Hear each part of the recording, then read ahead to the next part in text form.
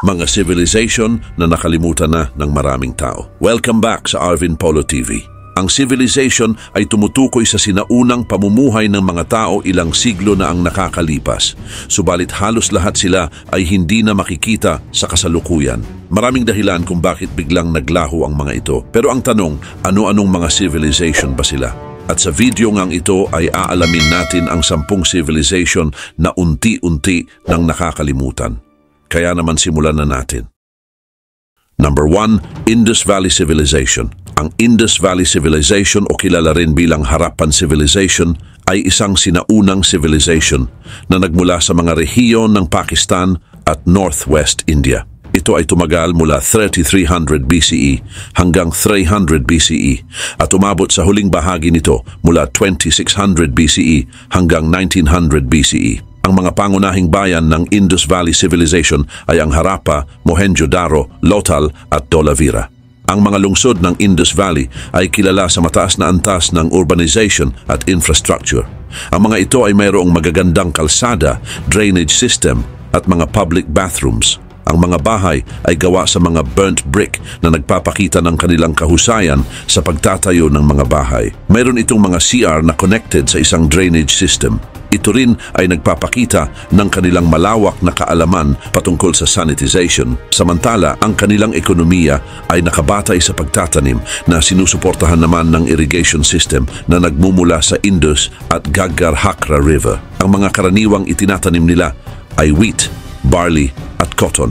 Malawak ang kanilang trading system na umaabot sa Mesopotamia, Oman at Afghanistan at ang mga ito nagsusupply ng mga produkto tulad ng jewels, ceramics at grains. Samantala, ang wika at paraan ng pagsulat ng mga taga-Indus ay isa sa pinakamisteryosong bagay sa civilization na ito. Libo-libong mga inscription sa mga seal at tablet ang natagpuan, ngunit hindi pa rin ito lubos na nauunawaan o naitra-translate. Ang kanilang pagsulat ay binubuo ng mga maiikling inscription na kadalasan ay ilang characters lamang na maaaring may kaugnayan sa kanilang ritual.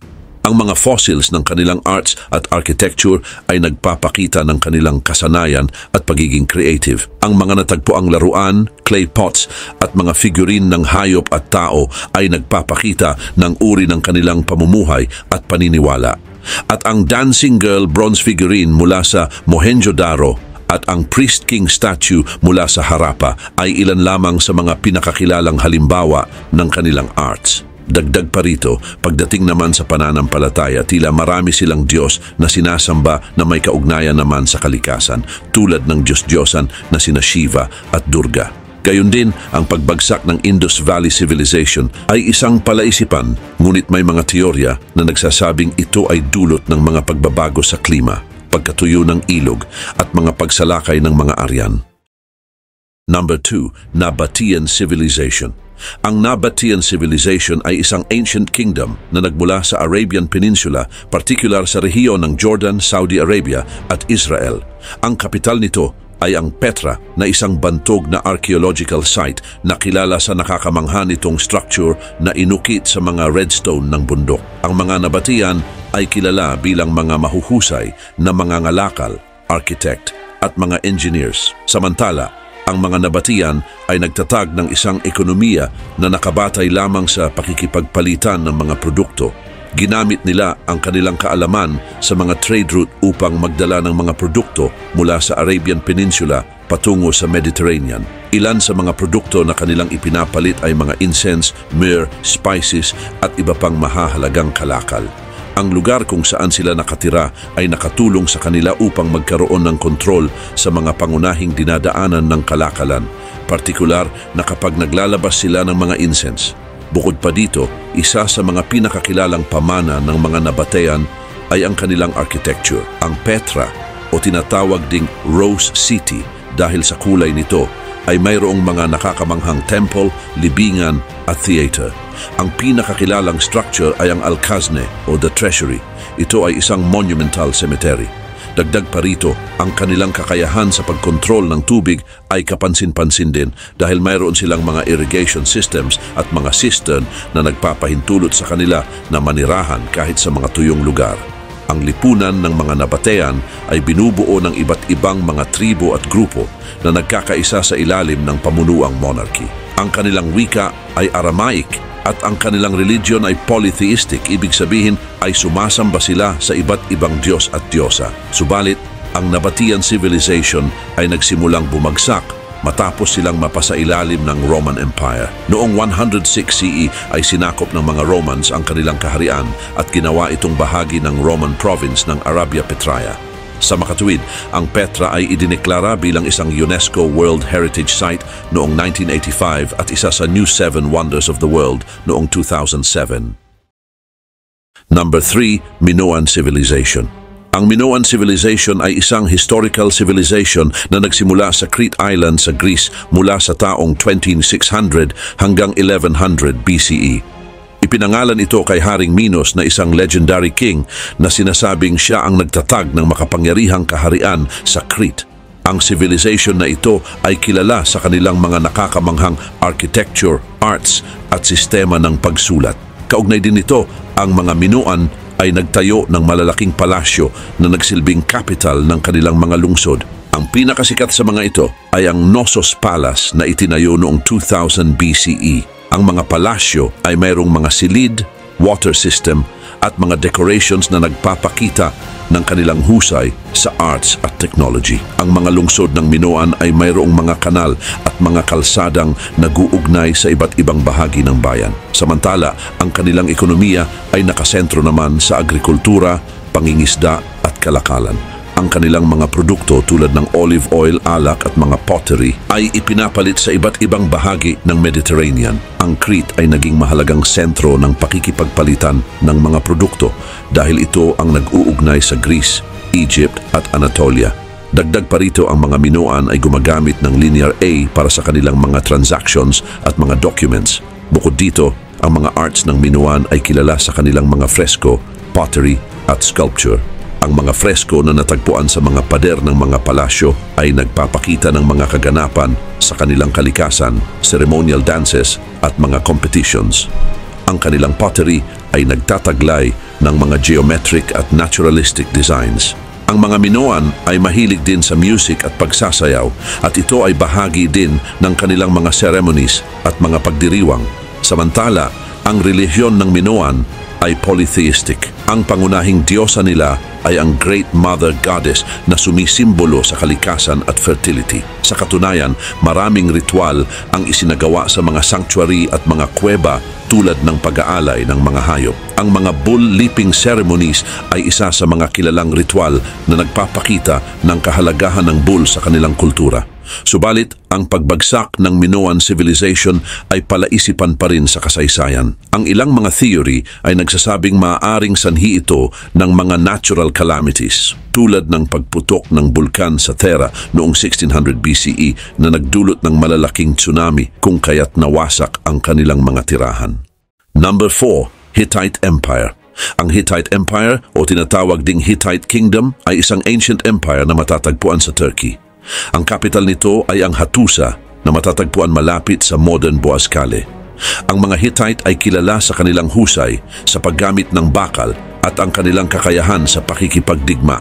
Ang kasaysayan ng Hittite Empire ay nahahati sa tatlong pangunahing yugto: ang Old Kingdom, Middle Kingdom at ang New Kingdom o Empire Period. Ang Old Kingdom ay nagsimula ng sakupin ni Hattusili I ang iba't ibang mga city-state sa paligid ng Anatolia. Si Mursili I naman na apo ni Hattusili ay nagpatuloy sa pananakop at pinabagsak niya ang lungsod ng Babylon noong 1595 BCE. Samantala, ang Middle Kingdom ay panahon ng pagbangon matapos ang pagkamatay ni Mursili I na nagdulot ng kaguluhan sa Hittite Empire. Sa panahong ito, ang empire ay nagkaroon ng mga interior wars at mga banta mula sa mga kaaway tulad ng Hurrians. Gayun din, ang Hittite Empire ay muling itinayo sa ilalim ni pamumuno ni Tudalia I. Sa panahon ng New Kingdom ay nagkaroon ng Hittite Empire ng pinakamalawak na teritoryo at naging napakamakapangyarihan. Sa pamumuno ni Suppiluliuma I noong CA 1350 to 1322 BCE ay lumawak ang empire hanggang sa northern Syria, kung saan ay nilabanan nila ang mga Mitanni at iba pang mga kaharian. Samantala, ang anak naman ni Suppiluliuma I na si Mursili II ay nagpatuloy sa pagpapalawak ng empire at nagkaroon ng matatag na koneksyon sa Egypt sa pamamagitan ng isang kasunduan. Dagdag pa rito, ang pinakakilalang labanan sa kasaysayan ng Hittite Empire ay ang labanan sa Kadesh noong CA 1274 BCE, kung saan naganap ang isang madugong digmaan sa pagitan ng Hittite army na pinamunuan ni Hattusili III at ng Egyptian army na pinamunuan naman ni Rameses II. Hindi tiyak kung ano ang naging resulta ng labanan, ngunit nagdulot ito ng isang kasunduan higil sa pagkakaroon ng kapayapaan. Ang ekonomiya ng Hittite ay nakasentro sa agrikultura, pagmimina at pagbebenta ng mga metal tulad ng tanso at bakal. Subalit, ang pagbagsak ng Hittite Empire ay nagsimula noong late 12th century BCE dahil sa mga nangyaring kaguluhan sa loob ng empire at mga pag-atake mula sa mga sea peoples. Number 5. Mycenaean Civilization. Ang Mycenaean Civilization ay isang sinaunang civilization sa Greece na nagsimula sa kalagitnaan ng 2nd millennium BCE hanggang sa pagbagsak nito noong 1100 BCE. Ang civilization na ito ay pinangalanan mula sa pangunahing bayan nito, ang Mycenae, na matatagpuan sa Peloponnese region. Ito rin ang naging batayan ng maraming kwento sa Greek mythology tulad ng kwento tungkol sa Trojan War. Ang mga Mycenaean ay kilala sa pagkakaroon nila ng malalakas na fortresses na gawa sa malalaking bato na tinatawag na Cyclopean walls. Ito ay nagpapakita ng kanilang husay sa architecture at engineering. Ang mga bayan tulad ng Mycenae, Tiryns at Pylos ay mayroong mga palasyo sa mga gitnang bahagi nito. Ang mga palasyong ito ay mayroon ding mga sistema sa pamamahala at sa kanilang ekonomiya. Bukod dito, ang sistema ng pagsusulat ng mga Mycenaean ay tinatawag na Linear B. Ito ay isang uri ng syllabary. Ang mga tablets na nakasulat sa Linear B ay nagbibigay ng mahalagang impormasyon tungkol sa uri ng kanilang ekonomiya, pamamahala at mga Diyos na kanilang sinasamba. Sa kanilang pananampalataya, sila ay sumasamba sa mga Diyos tulad ni Zeus, Hera, Poseidon at Athena. Ang Mycenaean Civilization ay naging kilala rin bilang mga mandirigma na gumagamit ng malalakas na mga armas. Ang mga ito ay naglakbay at nakipagkalakalan sa iba't ibang bahagi ng Mediterranean tulad ng Crete, Cyprus at Egypt. Ang kanilang mga armas at kagamitan sa pakikipagdigma tulad ng mga chariot, espada at armor ay nagpakita ng kanilang kahusayan sa pakikipagdigmaan. Ang mga Mycenaean ay nag-iwan ng mga magagandang arts at architecture. Ang kanilang mga pottery, metalwork at inlaid weapons ay nagpapakita naman ng mataas na antas ng kanilang teknolohiya. Ngunit, sa kabila ng kanilang kapangyarihan, ang Mycenaean Civilization ay biglaang bumagsak noong late 12th century BCE. Maraming teorya ang nagmumungkahi ng mga dahilan tungkol sa pagbagsak na ito tulad ng mga civil wars at pagdating ng mga Dorian, isang grupo ng mga Griego. Number 6. Etruscan Civilization. Ang Etruscan Civilization ay isang makapangyarihang civilization noong unang panahon sa Italy na umunlad mula 9th hanggang 1st century BCE. Sila ay nakatira sa Etruria region na ngayon ay kilala bilang Tuscany, Umbria at Lazio. Ang mga Etruscan ay kilala sa kanilang wika, religion at sining na may malaking impluensya sa pamumuhay ng mga tao noong unang panahon sa Rome. Samantala, ang pinagmulan ng mga Etruscan ay hindi pa rin alam, ngunit pinaniniwalaang sila ay isang local population na binuo sa pamamagitan ng pagsasama-sama ng iba't ibang kultura. Ang kanilang lipunan ay nahahati sa mga city-state na pinamumunuan ng mga aristocratic families. Ang bawat city-state ay may sariling hari at nagkaroon sila ng isang federation na tinatawag na 12 Cities of Etruria. Karagdagan pa rito, ang pananampalataya ng mga Etruscan ay polytheistic, na kung saan ay marami silang Diyos na kinikilala tulad ni Natinia, ang Diyos ng langit, Yuni ang Diyosa ng lupa, at Minerva ang Diyosa naman ng karunungan. Ang mga Etruscan ay mahusay din sa paggawa ng mga magagandang alahas, armas at kagamitan mula sa ginto, silver at bronze. Sa architecture naman, ang mga Etruscan ay nagtayo ng malalaking temple na gawa sa kahoy at bato. At ang mga bubong nito ay terracotta.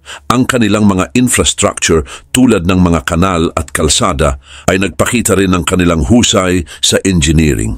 Bukod dito, ang ekonomiya ng Etruscan ay nakabatay naman sa pagtatanim ng wheat, grapes at olive. Sila rin ay masipag sa pakikipagkalakalan na may malawak na network na umaabot sa Greece, Egypt at sa Iberian Peninsula. Ang kanilang mga barko ay naglayag sa buong Mediterranean na nagdadala ng mga produkto tulad ng alak, olive oil at mga pottery. Subalit, ang kapangyarihan ng mga Etruscan ay nagsimulang humina noong 4th century BCE dahil sa sunod-sunod na digmaan laban sa mga Romans at iba pang mga kalapit na tribo. Number 7, Aksumiti Empire. Ang Aksumiti Empire ay itinuturing na isang sinaunang kaharian sa East Africa. Pinaniniwala ang umunlad ito mula 1st hanggang 7th century AD. Matatagpuan ito sa Eritrea at sa northern Ethiopia. Samantala, nagsimula ang Aksumiti Empire noong 1st century AD at naging kilala sa ilalim ng pamumuno ni King Ezana noong 4th century. Gayon din, sa ilalim ng kanyang pamumuno ay tinanggap ng Aksumiti Empire ang Kristyanismo bilang kanilang official religion na kung saan ay itinuturing din sila bilang isa sa mga unang state sa mundo na tumanggap ng relihiyong ito. Bukod pa dito, ang kaharian na ito ay kilala rin sa kanilang paraan ng pagsulat na tinatawag namang Ge'ez at sa kanilang mga natatanging architecture tulad ng mga obelisk at stela'y na gawa sa bato. Dagdag pa dito, ang Aksum ay naging isang mahalagang sentro ng kalakalan sa pagitan ng India at ng Mediterranean. Kaugnay nito, sila ay nakikipagkalakalan ng ginto, silver at ivory kapalit ng seda, spices at iba pang produkto mula sa India at Europe. Ang kahariang ito ang naging sentro ng kalakalan dahil ang location nito ay malapit sa Red Sea at Nile River. Maliban pa dito, ang Aksum ay kilala din sa kanilang mga monumental structure katulad ng mga obelisk na gawa sa bato. Ang obelisk mula sa Aksum ay mayroong stela na may taas na umaabot sa 24 meters. Kaugnay nito, ang mga obelisk ay karaniwang ginagamit bilang mga libingan ng mga hari at mga aristocrats. Ngunit ang kanilang mga coins ay mayroon ding inscription ng mukha ng mga hari na kung saan ay nagpapakita din ito ng kanilang advanced technology at kultura. Samantala, ang kaharian ay nagsimulang humina noong 7th century dahil sa pagbabago ng mga ruta ng kalakalan, pagkakaroon ng Islam at pagkakaroon ng mga alitan sa loob ng kaharian. Karagdagan pa dito, ang pagsalakay ng mga kalapit na tribo at ang pagbaba ng ekonomiya ay isa ding dahilan ng pagbagsak ng kaharian. Sa kabila nito, ang Aksumiti Empire ay nag-iwan din ng isang pamana sa kasaysayan at kultura ng Ethiopia at Eritrea. Ang kanilang paraan ng pagsulat, mga architecture at relihiyon ay patuloy na nakaka-impluwensya sa rehiyon. Gayon din, ang kanilang mga monumental structure, lalo na ang mga obelisk, ay nagsisilbing patunay ng kanilang kaunlaran at kahalagahan sa kasaysayan ng mundo. Number 8. Moche Civilization. Ang Moche Civilization na kilala rin bilang Mochica ay isang sinaunang kultura sa northern coast ng Peru at pinaniniwala ang nag-exist mula 100 CE hanggang 700 CE. Ang mga Moche ay kilala sa pagkakaroon nila ng technological advancement at pagiging creative sa sining, architecture at maging sa agrikultura. Samantala, ang pinakasentro ng civilization na ito ay matatagpuan sa Lambayeque at Moche Valley na kung saan ang Huaca del Sol at Huaca de la Luna ang pinakakilalang mga structure mula dito. Ang Huaca del Sol ay isang malaking adobe pyramid at isa din sa pinakamalaking structure na itinayo sa Ancient America. Gayon din, ang structure na ito ay gawa mula sa milyon-milyong adobe bricks at ito din ay nagsisilbing administrative at religious center. Subalit, ang Huaca de la Luna naman ay mayroong complicated murals na kung saan ang mga ito ay naglalarawan sa kanilang mga Diyos at mga ritual. Maliban pa dito, ang kanilang kabuhayan ay nakadepende rin sa agrikultura kung kaya't ang kanilang mga sakahan ay nilagyan nila ng malawak na irrigation system. Ang mga pangunahing tinatanim nila ay mga corn beans and peanuts.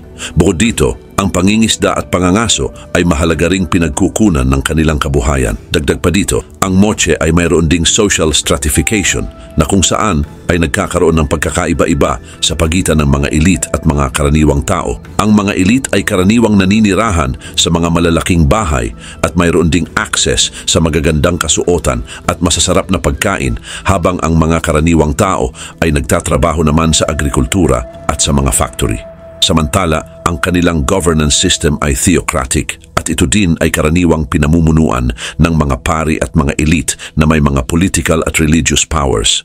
Kaugnay nito, ang kanilang mga hari o mga pinuno ay itinuturing na mga banal at may direct communication sa mga Diyos. Sa kabila nito, ang Moche civilization ay unti-unting bumagsak noong 8th century CE. Ang mga dahilan ng kanilang pagbagsak ay maaaring dahil sa mga natural calamities tulad ng El Niño phenomena na nagdulot ng matinding tagtuyo na nakasira din sa ekonomiya ng rehiyon.